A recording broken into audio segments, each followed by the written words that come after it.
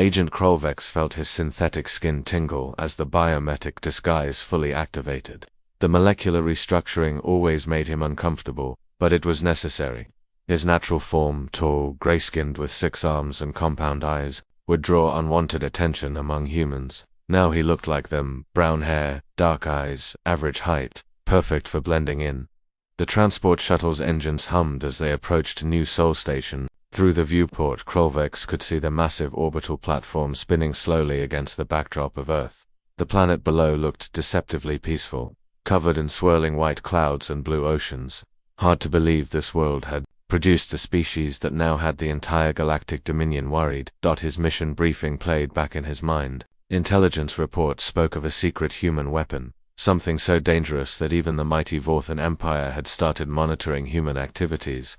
3 separate sources claimed humanity was developing technology that could shift the balance of power across the galaxy. The Dominion Council wanted answers before deciding whether to treat humans as allies or threats. The shuttle docked with a metallic clang that echoed through the passenger compartment. Krolvex gathered his single travel bag, carefully packed with surveillance equipment disguised as trade samples, and joined the line of passengers heading toward the station's main entrance. The airlock hissed open, and immediately Krolvex noticed something strange. The air smelled different, not just the recycled atmosphere he expected from a space station, but something else, something alive and organic. Plants, he realized. Humans had filled their space station with growing things. Next called a cheerful voice. Krolvex stepped forward to the customs checkpoint. Behind the scanner sat a young human woman with short black hair and bright eyes. Her uniform displayed the name Minji in both human script and galactic standard. She looked up at him with what appeared to be genuine friendliness. "Welcome to New Sol Station," she said, her smile reaching her eyes. First time visiting human space, Krolvex had studied human facial expressions for months, learning to detect lies and hidden emotions, but Minji's warmth seemed completely authentic. It threw him off balance. Most species treated customs duty as a boring necessity. This human acted like she was genuinely happy to meet new people. "Yes," Krolvex replied, careful to use the human accent he'd practiced. "I represent the Altarian Trade Consortium." He handed over his forged documents, knowing they were perfect forgeries.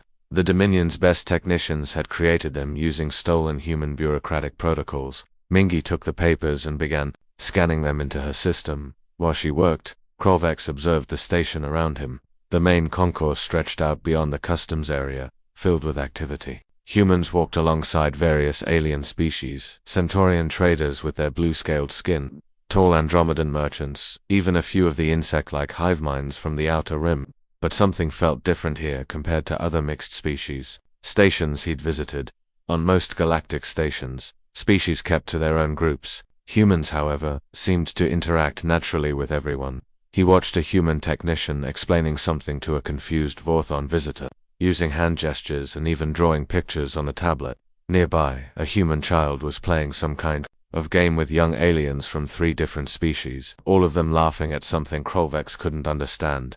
The humans moved with a particular energy that made him uneasy. They didn't just walk from point A to point B like most species. They seemed to notice everything around them, constantly adapting to changing situations. A human maintenance worker spotted a loose panel and fixed it without breaking stride. Another human helped an elderly Centaurian reach something on a high shelf, then continued her business as if stopping to help strangers was the most natural thing in the galaxy. "Everything looks good here," Minji said, handing back his identification. "You'll want to speak with Commander Hunwu about trade agreements. He handles all the commercial negotiations." "Thank you," Krolvex said, taking his documents. "Where might I find him?" Minji's expression shifted to something that looked almost like amusement. "Deck 7, administrative section. But be warned, he's in one of his creative moods today." Creative moods. Krolvex filed that curious phrase away for later analysis. In his experience, most military commanders were predictable, following established protocols and procedures. What did humans mean by creative in a military context? "The lift is just over there," Minji continued, pointing toward a bank of elevators. "And welcome to the station. I hope you find what you're looking for." Something in her tone made Krolvex pause. Was there hidden meaning in those words? Had she somehow detected his true purpose? He studied her face, but saw only friendly professionalism. "Thank you for your assistance," he said carefully, as he walked toward the lifts. Krolvek's trained sensors picked up fragments of conversations around him, humans discussing everything from crop rotation schedules to something called jazz fusion experiments. In the entertainment district, their speech patterns were, unlike any other species, rapid, emotional, filled with references he didn't understand. He passed a viewing lounge where humans and aliens sat together watching news feeds. The humans were commenting on galactic events with surprising insight, discussing trade routes and political developments that most species only half understood. These weren't the primitive beings his briefings had suggested. The elevator arrived with a soft chime. As the doors slid open, Krolvex realized his first day of reconnaissance had already challenged everything he thought he knew about humanity. They weren't just another spacefaring species trying to find their place in galactic civilization. They were something entirely different. The lift began its ascent toward Deck 7, carrying him deeper into human territory. Outside the transparent aluminum walls, Earth turned slowly below, beautiful and mysterious. Somewhere on this station was the secret that had the entire galaxy worried that his mission had officially begun. 3 weeks had passed since Krolvex arrived at New Sol Station, and his carefully planned infiltration was going better than expected. Too well, perhaps. The humans had accepted him completely, treating him like just another trader who'd decided to extend his stay. Commander Hunwo had even offered him temporary quarters after their first meeting, claiming the station always had room for interesting people. Krolvex sat in the common dining area, a sprawling space filled with the mixed aromas of foods from dozens of worlds. The humans had somehow managed to create a menu that satisfied every species on the station. Another small impossibility that they treated as perfectly normal. Across from him sat Tae-young, a maintenance engineer with oil-stained fingers and an easy smile. The young man had befriended Krolvex within days, apparently fascinated by stories of Altarian technology. Next to Tae-young was Su-yang, a security officer whose cheerful demeanor hid what Krolvex was beginning to recognize as a dangerously sharp tactical mind. "You should see what Jawan did yesterday," Tae-young was saying, waving his chopsticks excitedly. Main reactor started overheating during the night shift. Coolant systems were failing, backup power was down, and we had maybe 30 minutes before the whole thing went critical. Krolvex leaned forward, trying to appear casually interested. Any reactor failure on a space station meant certain death for everyone aboard. What happened? Jawan just looked at the problem and said, "Well, we need to cool it down, right?" Tae-young continued. "So he started pulling systems apart that had nothing to do with the reactor." Su-yang laughed, the sound both musical and slightly unsettling. "Tell him about the gym equipment." Right, so Jawan rerouted the entire water recycling system, pulled magnetic coils from the exercise machines in the fitness center, and somehow created a temporary cooling loop using ice from the cafeteria. Freezer's Tae-young shook his head in amazement. Saved the entire station with spare parts and what he called applied stubbornness. Krolvex felt his disguised skin grow cold. This wasn't the first story like this he'd heard. In fact, every conversation with humans seemed to include tales of impossible solutions to deadly problems. They spoke about near disasters the way other species discussed minor inconveniences. "That's remarkable," he managed to say. "Where did he learn such techniques?" Both humans looked at him with mild confusion. Learn, Su-yang asked. "He just figured it out. That's what you do when things break, right? You fix them with whatever's available." The casual way they said it made Krolvex's compound eyes ache behind his disguise. Most species would have followed emergency protocols, evacuated the station, and called for rescue ships. These humans had simply refused to accept that the situation was impossible to fix. Speaking of Jawan, Tae-young said, "Did you hear he got assigned to Project Harmony?" Krolvex's attention sharpened. He'd been hearing whispers about Project Harmony for weeks now, always in hushed tones, always followed by humans changing the subject when other species were around. "Really?" Su-yang's eyebrows rose. "I thought that was still classified." "It is, but you know how it is," Tae-young shrugged. "Half the engineering department is working on it now. They need people who can think ... creatively." There was that word again, creative. Humans used it constantly. But Krolvex was beginning to suspect it meant something far more dangerous than artistic expression. "What exactly is Project Harmony?" Krolvex asked carefully. Both humans went quiet for a moment, exchanging glances. Then Su-yang smiled that unnerving smile again. "Oh, just another Tuesday for us.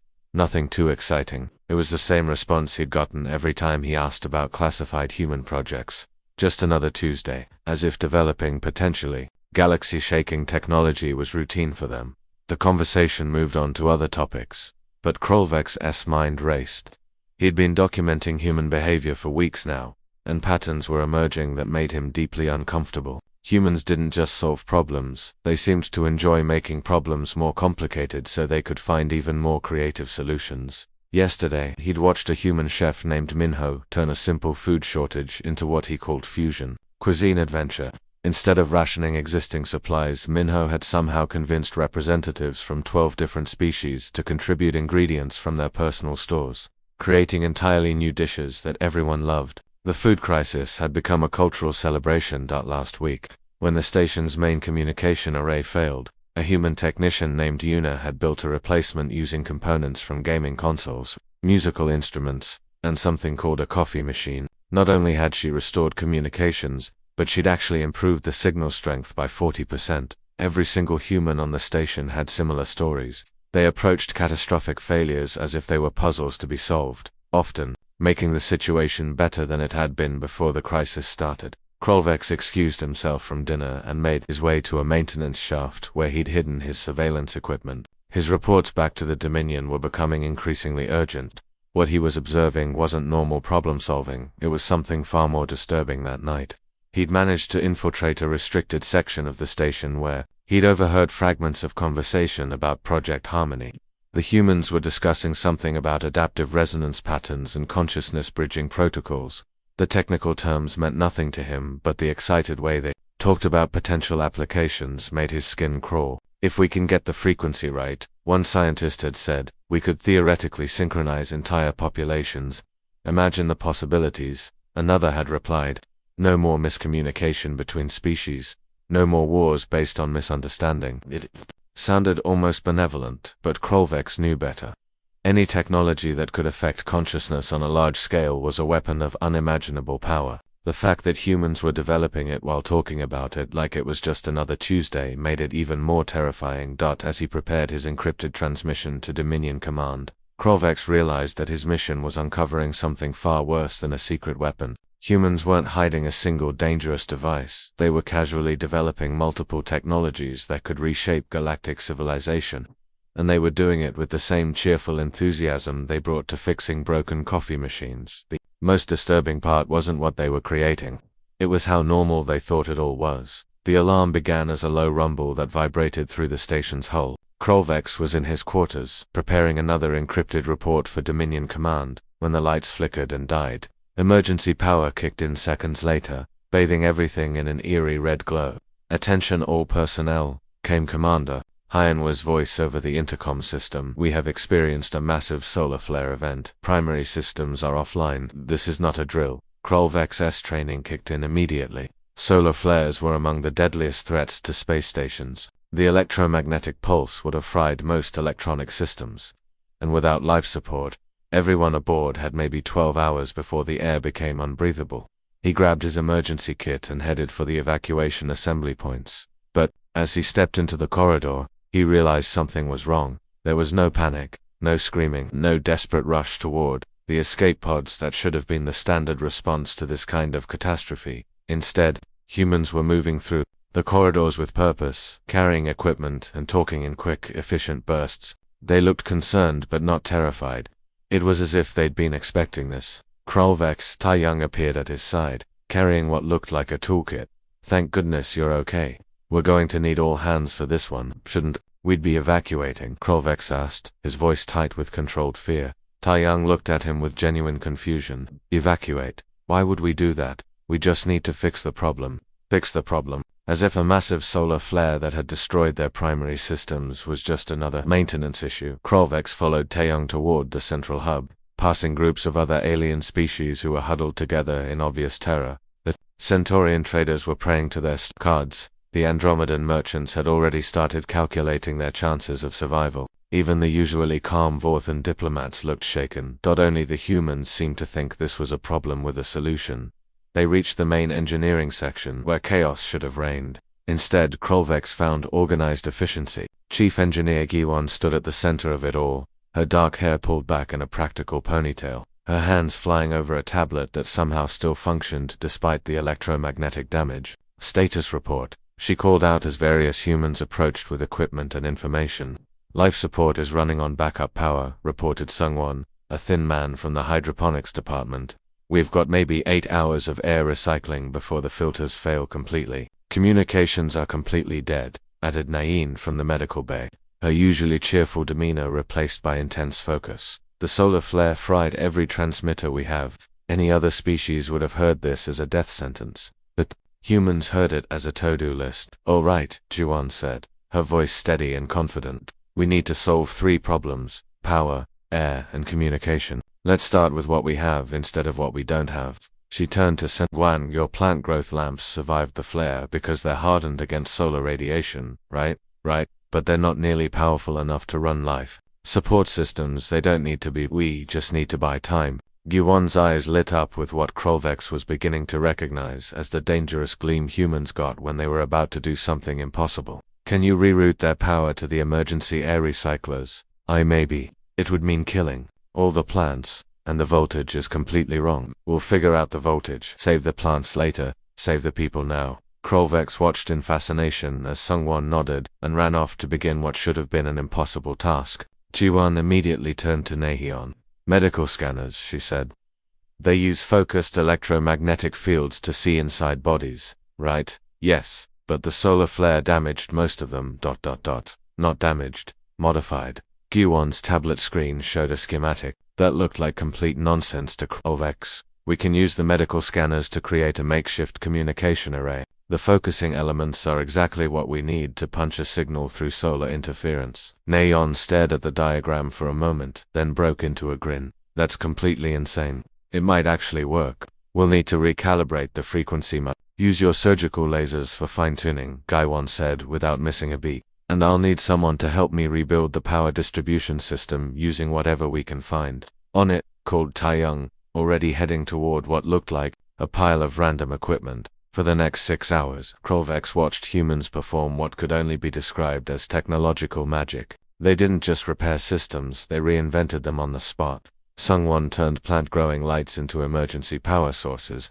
Naehyun transformed medical equipment into a communications array that was somehow more powerful than the original. Taeyong built power converters out of exercise equipment and kitchen appliances. Every time they hit what should have been an insurmountable obstacle, the humans simply found a different approach. When they needed a specific type of circuit that didn't exist on the station, Minho, the chef, offered to melt down some metal cookware to create custom components. When they needed a way to shield sensitive electronics from radiation, the maintenance crew donated the metallic fabric from their work uniforms. The breakthrough moment came when young Ji-won, the same engineer who had saved the reactor with gym equipment, suggested using the station's waste recycling system as a massive heat sink to prevent their improvised systems from overheating. We pump coolant through the waste processing units, he explained excitedly. It's gross, but it'll keep everything running.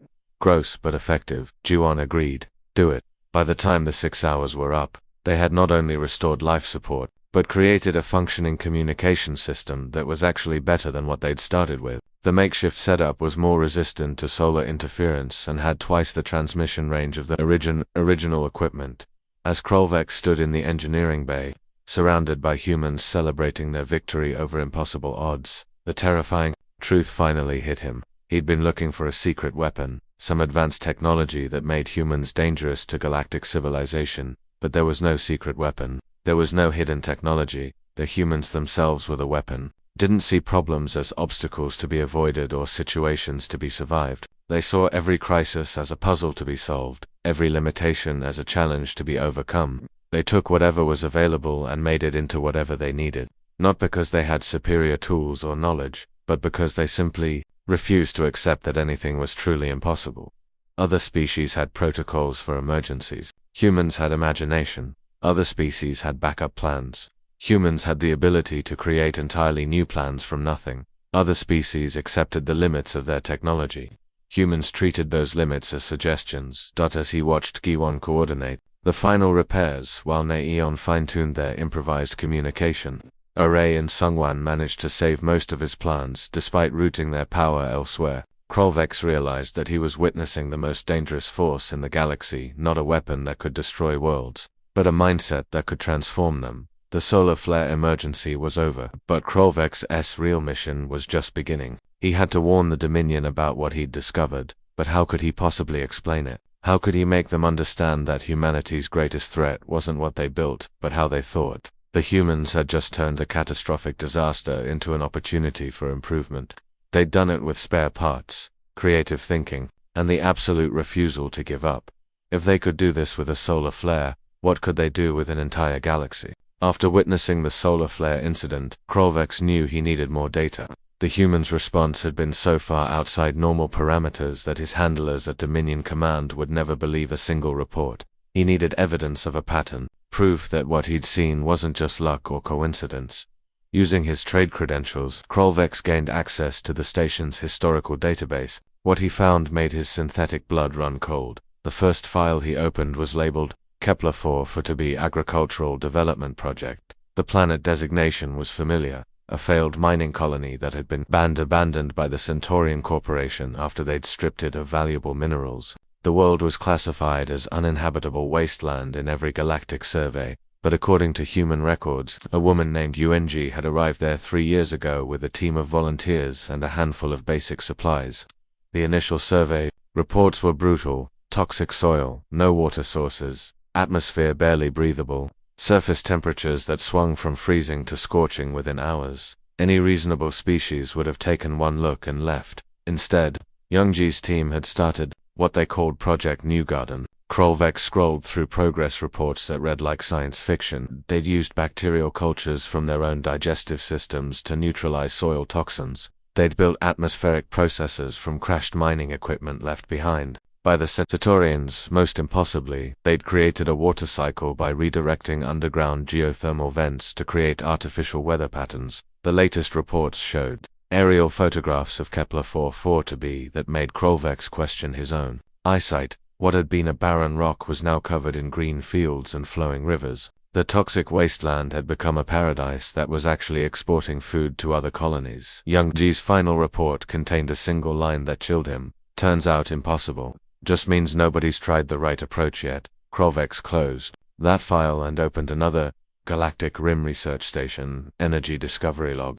The station was located in the dead zone between galaxies, where most species couldn't even survive the isolation and cosmic radiation. It was used for experiments too, dangerous to conduct near populated worlds. The project leader was a young human named Yeoman who had apparently been asking questions that made his supervisors uncomfortable. Questions like, what if dark matter isn't actually dark? And why do we assume energy has to come from existing sources?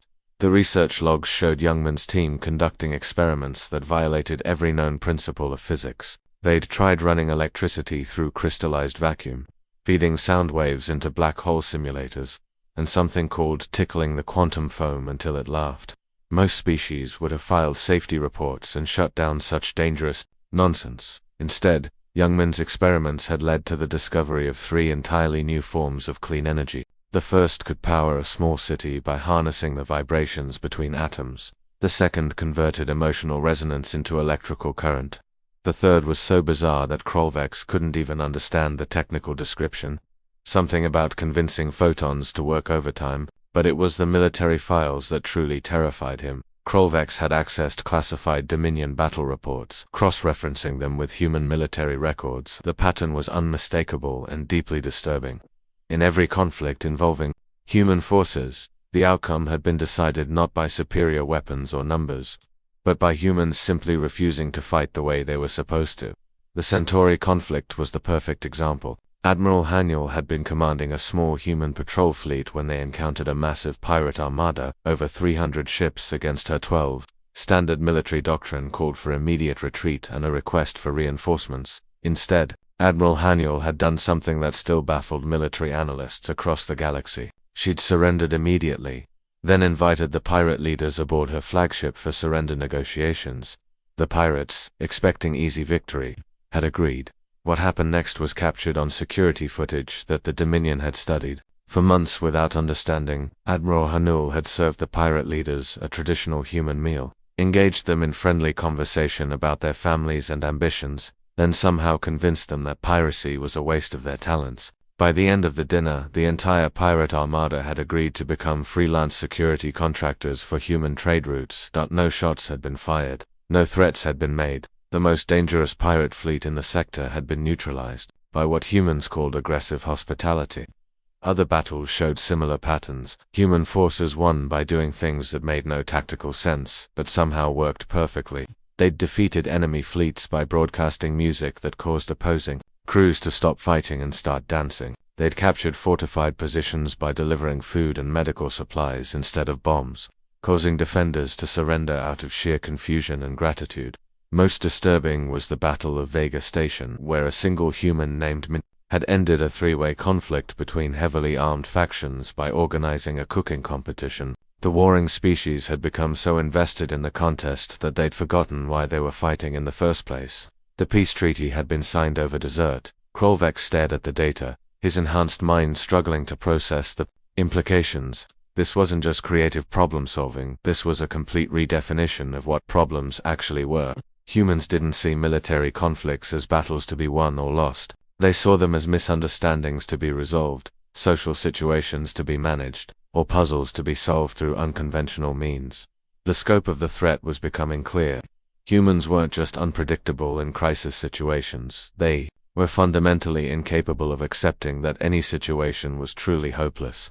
They treated every limitation as a temporary inconvenience, every impossible challenge as an interesting puzzle, every catastrophe as an opportunity for innovation. If this mindset spread to other species, it would destabilize the entire galactic order.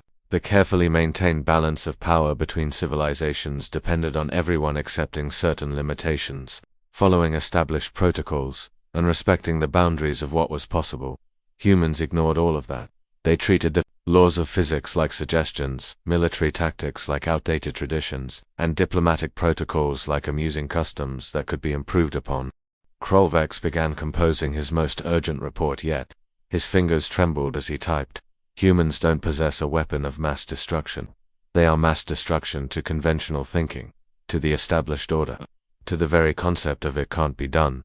They don't just solve problems, they eliminate the concept of unsolvable problems. This mindset is more dangerous than any superweapon because it can't be defended against or contained. He paused, then added, recommend immediate action before human influence spreads to other species. The threat is not what they might build, it's how they think. The response from Dominion Command came within minutes. Assessment confirmed by multiple intelligence sources. Invasion fleet is positioned and ready. Prepare final infiltration report. Humanity must be contained before their chaotic thinking destabilizes galactic civilization. Krolvex stared at the message, feeling the weight of an entire species' fate resting on his final report. Tomorrow he would have to decide whether to recommend the destruction of humanity or find some other solution, but looking at the evidence before him, he wondered if there even was another solution. How do you contain a species that refuses to believe anything is impossible? Krolvex sat alone in his quarters at 0300 hours, station time. The synthetic coffee he'd grown fond of had gone cold hours ago as he stared at the encrypted transmission device. His final report to Dominion Command was ready, 15 pages of detailed analysis that would seal humanity's fate. The invasion fleet was waiting just beyond the edge of the solar system. 3,000 Dominion warships, enough firepower to reduce Earth to cosmic dust. All they needed was his confirmation that humans posed an existential threat to galactic stability. His fingers hovered over the transmission key. Everything he'd documented was true. Humans were dangerous beyond measure, not because they built weapons, but because they refused to accept limitations. They turned every crisis into an opportunity, every impossibility into a challenge worth solving. In a galaxy built on predictable rules and established hierarchies, they were pure chaos. The door chime startled him from his thoughts. Come in, he called, quickly minimizing the report screen. To his shock, Mingy walked in. The cheerful customs officer who had welcomed him 6 weeks ago now moved with the confident stride of someone far more important than her uniform suggested. She settled into the chair across from his desk, as if she belonged there. Agent Krolvex, of the Dominion Intelligence Corps, she said pleasantly, her smile exactly as warm as the day they'd first met. We need to talk. The blood drained from Krolvex's disguised face. His cover was blown. 6 weeks of careful infiltration, ruined, but instead of calling for security or pointing a weapon at him, Mingy simply sat there, looking patient and understanding. How long have you known? He asked, his voice barely above a whisper. Since about 5 minutes after you walked onto the station, Mingy replied with a soft laugh. Your biomedic disguise is excellent, but it doesn't change the way you think. You observe everything like you're cataloging threats. You ask questions that sound casual but follow very specific intelligence-gathering patterns. Plus, your supposed trade credentials were a little too perfect. Krolvex felt the mission collapsing around him. Are you going to arrest me? Why would we do that? Mingy's expression remained friendly, curious. You haven't hurt anyone. You've actually been quite helpful around the station, Taeyong says. You're the best listener he's ever met, and Suyang enjoys having someone who appreciates good tactical discussions. I'm a spy, Krolvex said, confused by her casual attitude. I've been gathering intelligence about your people for weeks. We know we've been watching your people watch us for years. Mingy leaned forward slightly. The question isn't what you've been doing, Krolvex. The question is, what are you going to tell them? The weight of his mission crashed down on him. The truth, he said. That humanity represents an existential threat to the established galactic order. Do we? Mingy asked, her tone genuinely curious, or do we represent hope? Before Krolvex could answer, she continued. Every problem you've seen us solve, every impossible situation we've handled, we didn't do it to threaten anyone. We did it because people needed help. When the reactor overheated, we fixed it because letting it explode would have killed everyone on the station. When the solar flare hit, we improvised solutions because the alternative was death. But you could use those same abilities to what? Conquer the galaxy. Mingy's laugh was genuinely amused. Krolvex, do you know what humans dream about when we look at the stars? We dream about meeting new friends, learning new things, and finding new problems to solve together, not new worlds to conquer. She stood and walked to the viewport, gazing out at the starfield beyond. You want to know our real secret? The one that terrifies the Dominion Council so much they sent you here. Krolvex nodded, unable to speak. We're not hiding a dangerous weapon to conquer the galaxy, Mingy said softly. We're hiding our capabilities because we know what would happen if everyone knew the truth. Some species would become completely dependent on us to solve their problems. Others would try to destroy us out of fear. Both reactions would be disasters. The truth hit Krolvex like a physical blow. All this time, he'd been looking for humanity's secret weapon, the technology that made them dangerous. But the real secret was that they were deliberately hiding their abilities to protect other species from the consequences of knowing. You could solve problems that have plagued civilizations for thousands of years, he said. Probably, Mingy agreed. But should we? If we fixed everything for everyone, what would happen to their own growth, their own development? We help where we can, when we're asked, but we try not to replace other species need to find their own solutions. Krolvex thought about everything. He'd witnessed Jawan saving the reactor with spare parts and determination, Jawan turning a disaster into an opportunity for improvement, Yongji transforming a dead world into a garden, Admiral Haniel ending conflicts with dinner parties instead of weapons. These weren't conquerors preparing for war, he realized aloud. These were gardeners, planting hope in the darkest corners of space. Now you're beginning to understand, Mingy said. The dangerous secret isn't a weapon of destruction, it's a force of creation so powerful it could reshape galactic civilization, but only if we used it selfishly. Krolvex looked at his transmission device, at the report that would doom humanity to destruction. The invasion fleet was waiting for his signal, 3,000 ships ready to eliminate what they saw as a threat to galactic stability. But what if they were wrong? What if humanity wasn't a threat to be eliminated, but a gift to be protected? He thought about the past 6 weeks. Humans had welcomed him, befriended him, shared their meals and their stories. They'd treated him with kindness even while knowing he was a spy sent to evaluate their destruction. They'd shown him wonders beyond imagination, not to intimidate him, but because they genuinely wanted to share their discoveries. Krolvex's hands moved to the keyboard. He deleted his original report, 15 pages of detailed analysis that painted humanity as an existential threat. In its place, he typed a new message. Investigation complete. Humans possess no unusual weapons or technologies. Species assessment. Harmless traders and explorers with above-average problem skills. Recommend normal diplomatic relations. No threat to galactic stability detected.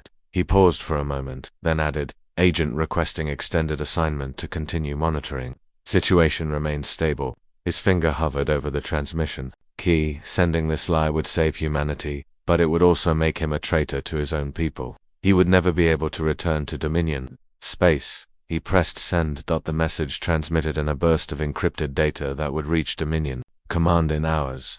The invasion fleet would stand down, disappointed but trusting his assessment. Humanity would continue to exist, quietly helping anyone who needed it while keeping their true capabilities hidden. Krolvex looked up at Minji, who was watching him with a knowing smile. I believe I'd like to extend my stay, if possible. He said, I find human space quite educational. Minji's grin widened. Welcome to the family, Krolvex. We could use someone with your skills to help us with our next impossible project. What impossible project? She winked. We're working on a way to make faster-than-light communication work through quantum-entangled coffee molecules. Youngman thinks it's crazy, but Jawan already has a prototype working in the kitchen. As Krolvex followed Minji out of his quarters, he realized he wasn't just defecting from the Dominion, he was joining something far more dangerous and wonderful than any military force in the galaxy. He was joining a species that treated the impossible as just another Tuesday. The end.